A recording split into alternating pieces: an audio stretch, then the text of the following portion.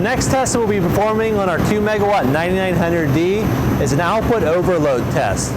So what we're going to do is we're currently operating our UPS at 85% load. We're going to increase the load to 133%. The UPS is going to go into overload, run down for exactly 1 minute in the overload state, and then once it gets to that point, it's going to transition the whole system from inverter to bypass. We'll reduce the output load, and once that overload has been cleared, the UPS will go from bypass right back onto inverter. So as we look over here, we can see, as I mentioned, we're operating on input through the converter section, through the inverter, to the output load. We're operating about 2,100 amps or 85% load. Now we're going to increase the load to 133%.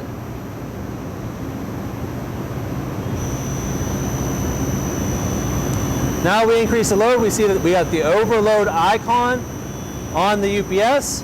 We're discharging from the batteries to support that higher output load at 1.3 megawatt. We'll click on here. Or 2.6 megawatt, 133% overload. So you can see our output voltage waveform maintaining stability, our output current percentage, 133%, our output power, 0.99 power factor, lagging load, and the UPS is in an overload state, so it's going to run for exactly 1 minute. We're also seeing that we have an overload warning on the UPS telling you to decrease load.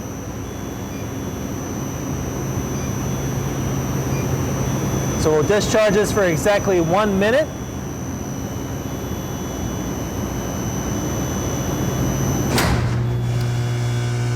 The overload still exists. We transition the load to bypass after exactly 1 minute.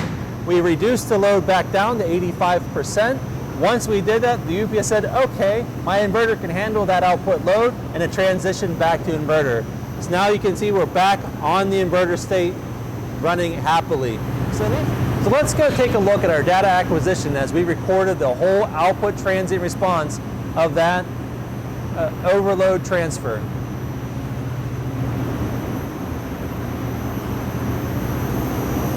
Here you can see on our data acquisition system the overload transfer test for a 1 minute run. So here's the output voltage waveform. We were operating happily on an inverter at 85%. We increased the load to 133%, so about 2.6 megawatts. We ran for exactly 1 minute. When that was 1 minute arrived, we transitioned to the bypass source.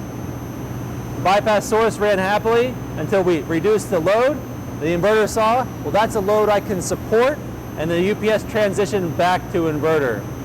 Overall, in the output voltage response, you can see we were running on inverter perfectly at 480 nice and square, and then we moved to the bypass source, which is straight utility, where the voltage dropped down to about 460, 450 volts, just based on our utility source. Once that utility source, or once the load was reduced, the utility source was transitioned to our inverter, and we were back on inverter, and you can see the output voltage stabilized at exactly 480 volts again. So overall, we had about a 5% difference in the output voltage waveform from 480 to 460, but this is how the UPS would operate in an overload transfer on your system at your facility. So now that we've looked at the test report from the full overload test, let's do a little deeper dive into each of the 3 events that we've saw here. So right now, let's take a look at just event number 1, where we go from 85% load up to 133% load. To get a little closer in here. So as the voltage is maintaining stability, we have running at 85% load. We step up to 133% load. So now we're supporting the output power of the UPS with the battery. So inside of this step load, there's also, we're switching and engaging the batteries to help them power the output of the load, trying not to exceed 110% input current on the UPS, ensuring that for all overloads responses of the UPS, and we're not going to trip an input circuit breaker. So as you can see here, this is a very smooth transition on the output voltage waveform. It maintains really nice stability and looks really good. So let's zoom back out and zoom in on event number 2. A little closer there.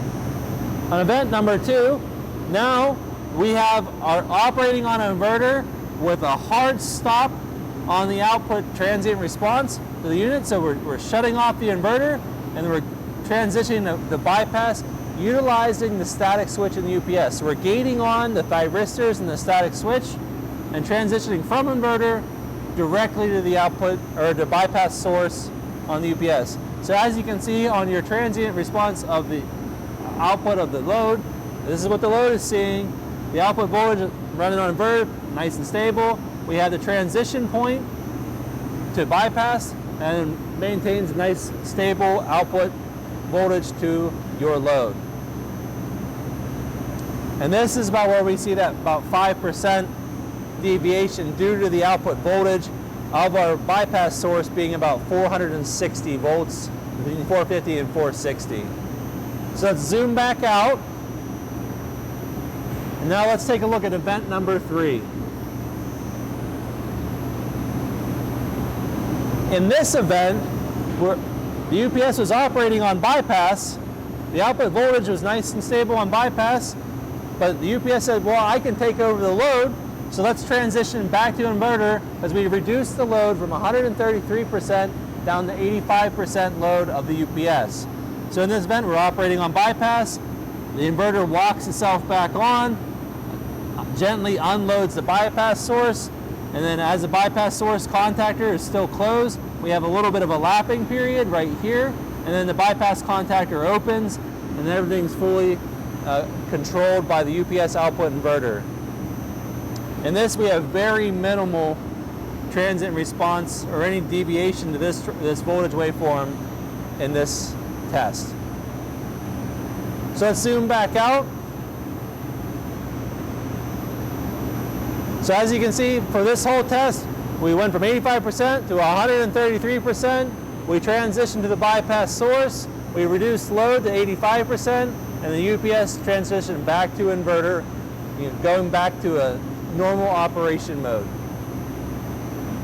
We really appreciate you watching this video, and if there's any questions, feel free to reach out to us, and we can provide more detailed discussion on any of the topics you saw today.